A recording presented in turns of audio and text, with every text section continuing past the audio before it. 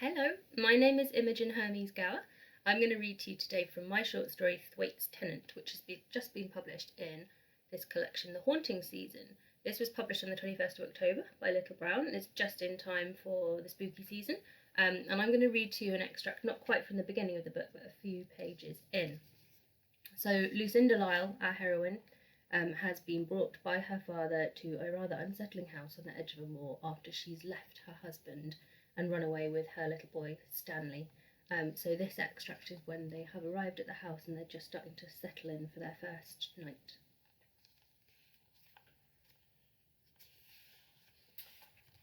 Stanley was shivering when I fetched him from the couch, and his hair was slicked to his head, sending up a pathetic animal cub smell that reminded me of his babyhood. He stood quite mute, with no curiosity to explore the rooms as he had at the pretty hotel in Scarborough, where I first took him, calling it a holiday, or Mariana's house where we fled when my money was exhausted. I'd supposed that exuberance was his natural state, that I could take him anywhere and he'd be happy enough. But now all the jollity was gone from him.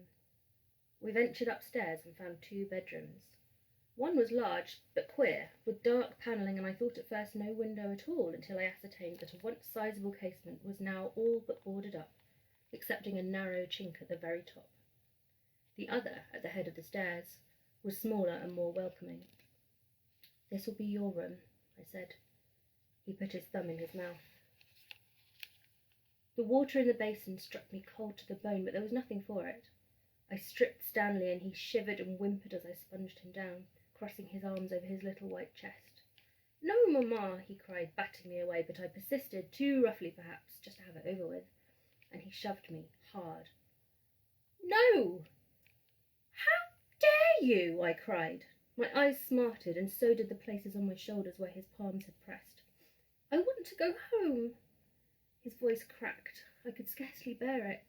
"Why are we here?" I seized his shoulder, but he shrieked and twisted away from me. "Behave yourself," I said, but he screamed again, his little feet pattering on the floorboards, and stood half-crouched with his arms and legs spread wide, glowering at me in furious defiance like a little naked white savage. Not for the first time since he was born, I asked myself, what have I bred? How has all this come about? At least I'd thought to pack his warm flannel nightgown, and it was not so damp as all that. But when I held it out to him, he wouldn't wear it, and I pursued him around the room until he screeched in pure sharp-toothed temper and the candle went out. "Well then, you'll sleep as you are," I cried, and slammed the door closed. It had a bolt on the outside. I pushed it swiftly to. His fists hammered, and I stood on the landing, listening to his rage turn to fear. "Mamma!" he cried, then, "Mamma!" quaveringly. I could have softened, but he roared again in fury, and I walked away. Downstairs I struggled from my dress and petticoats, which collapsed into so many swampy puddles on the parlour floor. My corset I removed with care, since I had no other besides what was in my trunk, and therefore perhaps lost forever. I laid it out on the couch, but underneath it my shift was soaked too. My shoes were clotted with mud, which I tracked up and down the stairs. My skirt had bled dye into my stockings. I crouched at the hearth, quaking with cold. My jaw clattered in my skull, and my hands fumbled over the matches. "Come on," I muttered to the sparks that faded on the damp kindling. "Come on, come on."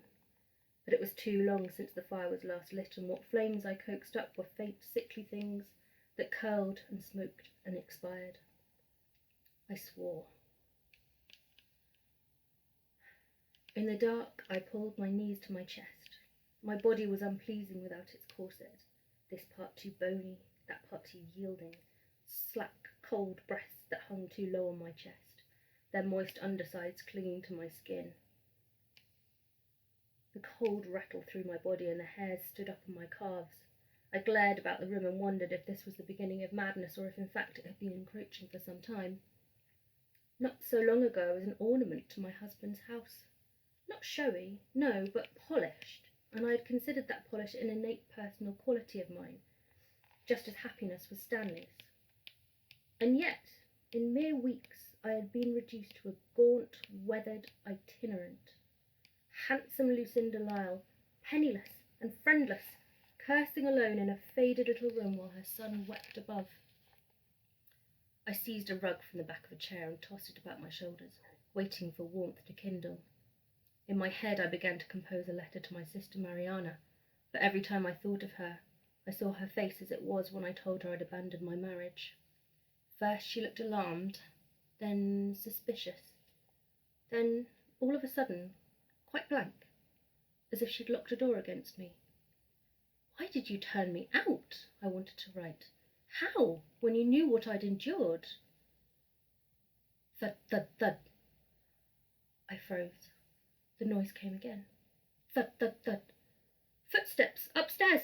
Heavy ones, a man's, crossing the landing. Even as I knew it was not possible, I thought, Lisle has found us. He's come here. Then, thud, thud, thud. I was on my feet. Oh, dear God, if it was not my husband, then who could it be?